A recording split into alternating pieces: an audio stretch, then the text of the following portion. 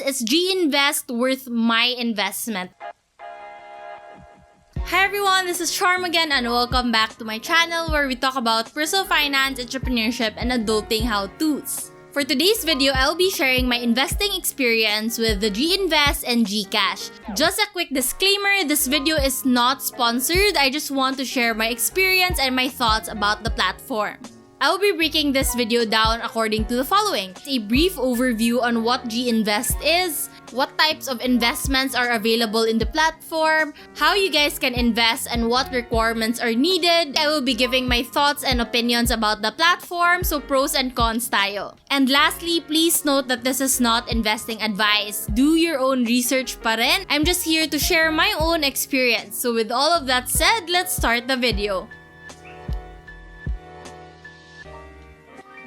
If you guys are new to investing and you're not sure how to go about it yet, I will link my Investing 101 video up here for you guys to get to know what your time horizon is, your risk appetite, and etc. Okay, so what is GInvest? GInvest is the investment marketplace inside your GCash app. This service allows the users to easily invest into various investment funds from their partner product providers. So as of the making of this video, they have products from Atram in partnership with Seedbox and BPI IMI. So GInvest has UITFs or Unit Investment Trust Funds, which are essentially managed pooled funds that are invested either in stocks, bonds, or both. And by managed, I mean that there is a professional fund manager managing your investments for you. So as of March 2022, the following are available in GInvest. So the first is BPI IMI's ALFM Global Multi-Asset Income Fund Inc. This is a feeder fund, meaning that there is a master fund that they are funding the money to. Next is the BPI IMI's Philippine Stock Index Fund, which tracks the performance of the PSEI or the Philippine Stock Exchange Index. Next is Atram Peso Money Market Fund, which is invested in various Philippine treasury bills. So this is a fixed income fund. Next is Atram's Total Return Peso Bond Fund. And this is invested in fixed rate treasury notes, so different government and corporate bonds. Next is Atram's Global Consumer Trends. So I don't know why they decided to change it just yesterday, but it is now invested in Amazon, Sony, EA, and General Motors as of December 31, 2021. Next is Atram's Philippine Equity Smart Index Fund, which is invested in Globe Telecom, Ayala Corp, SM Investments, and JG Summit Holdings as of September 30, 2021. And then lastly is Atram's Global Technology Feeder Fund, which invests in Microsoft, Apple, Visa, and Samsung as of September 30, 2021. Okay, so how can you invest in these funds? Other than the fund needing either a 50 or 1,000 pesos minimum, you will need to have a fully verified GCash account and you will need to be 18 years old and above. You have to answer the GCash Risk Profile Questionnaire, which will tell you what type of investor you are, whether you're conservative, moderate, or aggressive. And yeah, that's basically it. If you want to buy a fund, you just go to the fund, click on buy. You will need to agree to the fund's participation trust agreement, agree to the fund's key information and investment disclosure statement and risk disclosure statement, and agree to the fund's declaration of trust. So that's just 3 check marks naman. Again, the minimum investment for local funds is 50 pesos and for global funds, that's 1,000 pesos. You will get an SMS confirmation about your order but nakapending pa yan until it actually pushes through, which is around, in my experience, around 3 days. Medyo mas matagal siguro if it's a global fund. So yeah, that's basically it. If you notice, it's actually very easy naman. It's very straightforward.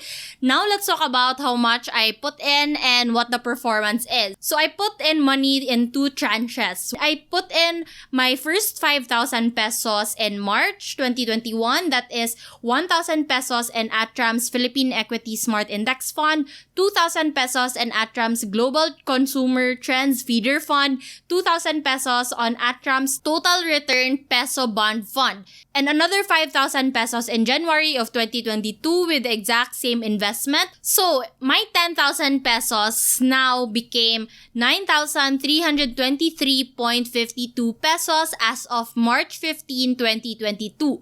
Now, you guys might be thinking, lugi pala 1 year after lugi. But yes, it is lugi for now. But with UITFs, they're usually medium-term investments. Medium-term waits at least 3-5 years or maybe even more.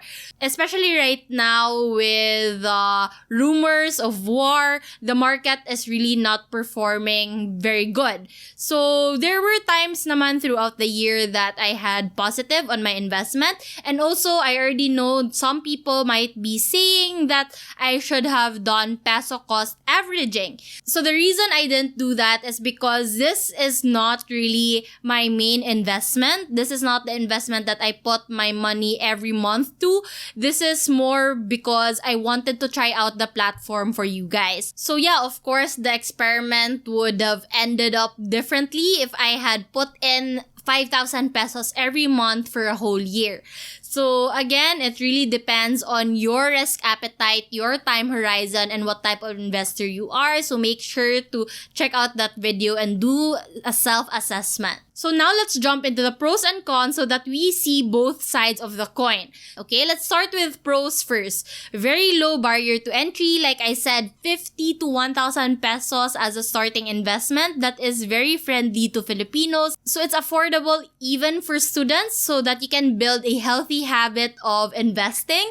There are no hidden fees, charges, and minimum holding periods. So what you get from Seedbox or other exchanges, it's the same price or the NAV pool that you get in the GInvest app. It's very easy and convenient. It's very straightforward and madali lang yung process. You don't have to manually sign papers anymore. You just have to tick some check boxes. And of course, they're all in your GCash app, which I'm sure a lot of us have already. But if you don't have a GCash app just yet, I will link my referral code down below so that you get freebies when you sign up to GCash. Next is that there is variety. Currently, they have the 7 funds and they range from local funds to global funds for conservative, moderate, and aggressive investors. So yeah, there's some sort of variety there. Although, medyo conservative, moderately conservative naman talaga yung UITF to begin with.